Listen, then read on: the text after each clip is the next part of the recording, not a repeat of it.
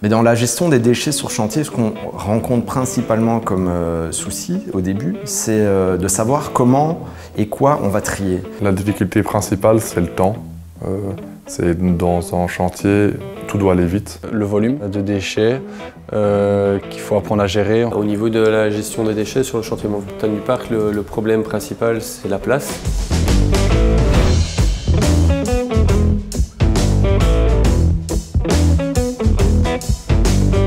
Les chantiers sont la principale source de déchets à Bruxelles. La région soutient le secteur de la construction pour améliorer son impact environnemental, pour diminuer son impact climatique. Il y a encore beaucoup de choses à faire et on a testé pas mal de choses. On a beaucoup de bonnes pratiques à partager à ce sujet. On est mis dans un système où le tout à la poubelle est la norme.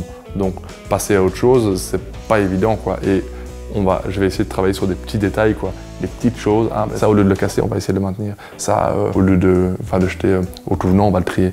Alors comme pratique, on a utilisé simplement un plan de gestion des déchets. Mais la pratique concrètement, ça a été de rédiger un document qui compilait une analyse des déchets qu'on allait potentiellement produire, ce qui nous a permis de savoir où on devait mettre de l'énergie pour chercher une filière qui allait nous permettre de trier ces déchets et de les recycler bien entendu, ou bien de les upcycler.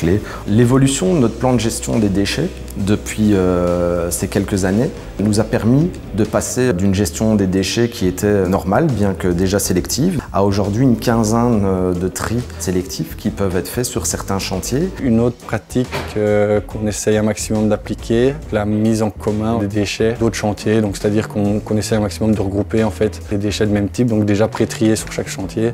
On les récolte au fur et à mesure des trajets. Si quelqu'un va à la déchetterie, on passe par des chantiers sur la route de la déchetterie, on regarde ce qu'il y a comme déchets à prendre. Ça évite des allers-retours intempestifs, ça permet de mettre tout dans les mêmes contenants, donc diminuer les contenants. Et surtout, c'est un gain de temps et d'énergie considérable. Ce que nous avons aussi mis en place pour essayer d'aider nos ouvriers à trier au mieux, c'est un système de labellisation des big bags par bombe de couleur. Donc en fait, chaque big bag a une coloration et la coloration correspond au déchet qui va aller dedans. Et ainsi, que ce soit dans les sous-sols ou dans les niveaux supérieurs, les ouvriers savent que tel big bag doit contenir tel type de déchets. On a mis en œuvre comme pratique de gestion des déchets l'utilisation en fait de sacs de malterie. Donc c'est des sacs qui proviennent de brasseries qu'on réutilise. C'est des sacs qu'eux en fait considèrent comme déchets et jettent, que nous on réutilise afin de trier les déchets et de les évacuer. Mais surtout, ça nous aide vraiment à les trier.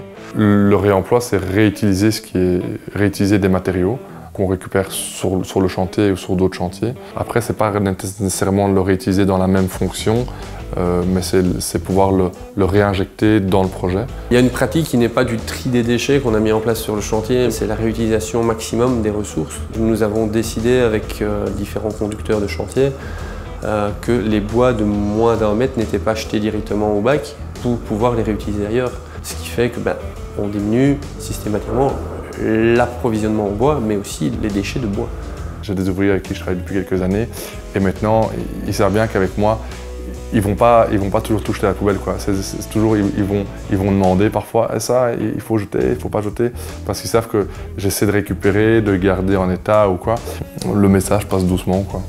Donc je pense que les acteurs qui travaillent autour de toi doivent être conscientisés. Au final, cette perte de temps du début est compensée en fait par le temps gagné à l'évacuation, à l'achat de nouveaux matériaux qu'on ne doit plus acheter parce qu'on peut réutiliser ce qu'on a correctement trié. Et alors ça ne représente pas spécialement plus du tout un coût supplémentaire, étant donné que la charge, on va dire, de déchets est moindre. C'est moins d'évacuation, donc c'est moins de trajets, c'est moins de tonnage à la déchetterie. Alors une meilleure valorisation des déchets, ça va être bénéfique sur tous les plans. Sur le plan économique, ça crée une plus-value localement. Sur le plan social, ça crée de l'emploi local aussi. Et au plan environnemental, c'est clairement moins de déchets, moins de ressources extraites pour reconstruire. Donc on y gagne sur tous les plans. Le meilleur déchet, c'est en fait le déchet qu'on n'amène pas sur notre chantier.